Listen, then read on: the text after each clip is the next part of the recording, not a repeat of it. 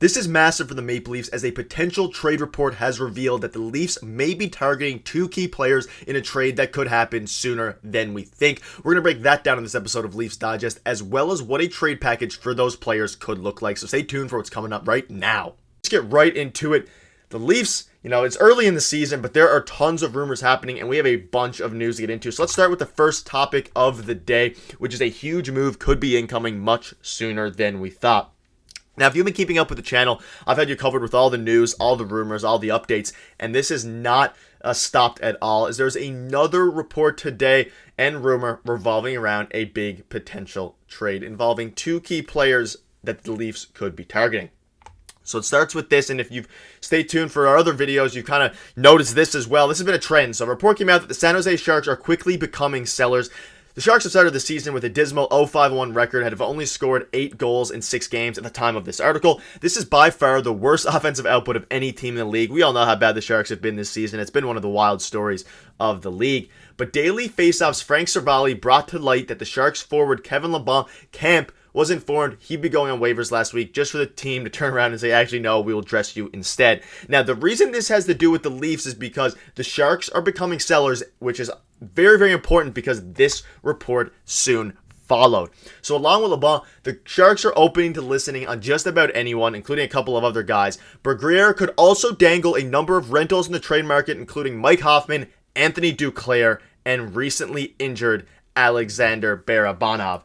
We've discussed a couple of those guys, Mike Hoffman, in a couple of videos ago, but we're going to be focusing on two key players today, and that is Barabanov and Duclair, because I want to discuss that this report is pretty wild, and this could be very, very key for the Toronto Maple Leafs if they decide to pull the trigger for either one of these guys. And we've discussed a couple of these guys in length before, but Barabanov is a guy that I absolutely would not mind having on the Toronto Maple Leafs. And if you're unfamiliar with these guys, you can see here that Duclair and Barabanov could make sense for the Maple Leafs, and I'm sure Brad Treliving will be in touch with Greer at different parts of the season to check on availability, which is key. So the Leafs have been linked to these guys, and more importantly, the price tags. Both Duclair and Barabanov are versatile and can play either wing. This is the type of depth the Maple Leafs will search for closing to the trade deadline. Duclair is more suited for the top 6 role. Barabanov is, a bit of a grittier guy who could play in the bottom 6. But this is very, very important. Now, if the Sharks continue to fall down this, path of losing tons of games, they could be very, very interested in maybe trading Barabanov earlier than the trade deadline if they just want to get prospects, maybe want to get some, playing time for the younger guys going forward. So this could be very, very interesting for the Leafs, as a trade could be coming sooner than we expected. If not, like the article says there, potentially they could be making a trade at the trade deadline, which is very, very key because Barabanov is a guy that, again, we've discussed before. He's a bit of a grittier type. He can play both wings. He had a career high in points last season, which, as we keep discussing, which is very, very impressive given where the Sharks were, last year. They were a very, very bad team, but that does not mean that Barabanov was bad. As you can see, a former Maple Leaf who was once traded by Kyle Dubas, which is a pretty funny, wraparound here, but career high in points last season with 47 points. The season before he had 39 points, slowly coming into his own as a player. And he's a guy that I want to see the Leafs target for, he's a gritty wing. Not gritty saying necessarily he's a phenomenal defensive player, but he gets in front of the net. He gets to the corners. He could slot in with Tavares and Nylander to add some, offensive production, some more offensive production and some more grittiness. They haven't really found, the Leafs, if you've been watching the games, they haven't really found their perfect left winger yet. Could Barabanov be a guy who slots into that spot and provide something that the other players like Nylander, like Tavares, don't really provide as much of? Barabanov, again, not the best defender per se, but he's a gritty player. He'll go to the corners. He'll battle in front of the net. He'll check occasionally. He kind of does everything that the Maple Leafs could want. He can play the middle 6. He can maybe play the top 6. Like I said, he can play the both wings. You can maybe slot him in the top 6. Maybe you throw him in there to see how it works out. And then if it works out great, you look like a genius because he's obviously playing phenomenal with the top 6. But at the very least, you're getting a solid bottom 6 winger in this league who, he's 29 years old, has some time to develop. He's not obviously a prospect. He's not super young, but he hasn't had that much experience in the NHL, playing only 166 games. So he still has time to be one of those, late bloomers per se. And he, again, the key thing here is he can play both wings, and he's kind of on the come up. Obviously, he's injured right now, but 47 points is not bad at all. He's a decent passer. He can score, pretty good speed, and he gets in the corners, like I said, and gets in front of the net. But he never got really playing time under Kyle Dubas before he shipped him off, which, whether that was a mistake or not, probably not. Kyle Dubas wanted to give him at least a chance to play and show what he could do because, at that time the Leafs were pretty logjam in the wing spots. There wasn't going to be any major time for him, but he could be a very, very interesting guy going forward.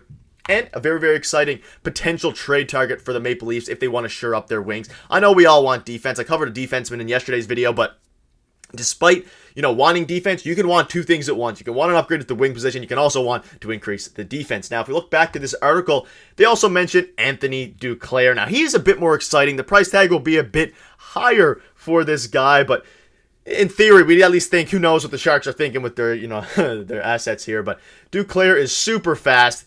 He had a 20 and 30 goal season before, and he can score. He is a flat-out solid scorer. He put up 31 goals in 2021 with the Panthers, 23 goals with the Senators.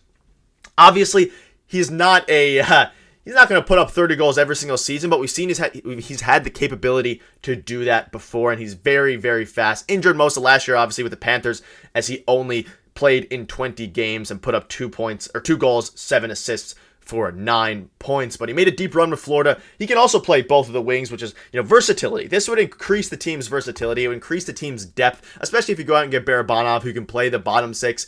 It provides a bit of a different play style. Duclair has a lot more speed. He'd be more of a top six kind of guy, a top six wing.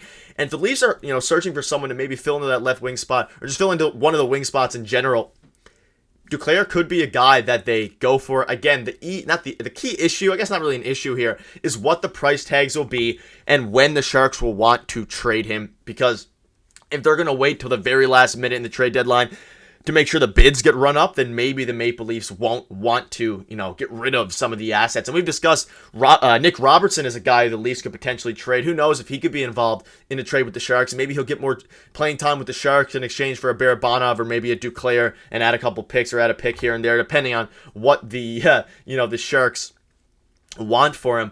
But again, Barabanov is a bang crasher, an ex-Leaf, could fit perfectly, as it says here, suited for the Leafs' third line, as I said. Whereas Duclair is more of a top six, might be a harder fit, could be a better fit, who really knows, but the price tag would most likely be higher for Anthony Duclair. And who knows if the Sharks want to get rid of Duclair. But as the report suggests here, Brad Treliving is open to making a trade for one of these guys and has been in touch with with Grier of the Sharks at some point. So it's going to be very, very interesting to monitor how this goes down, because there's a lot of ways it could go down. This could be delayed to the trade deadline. The Sharks could say, screw it, our team's horrible, let's just trade some of these guys off now and get pretty good value, while also allowing the younger guys to play. They could call up some prospects.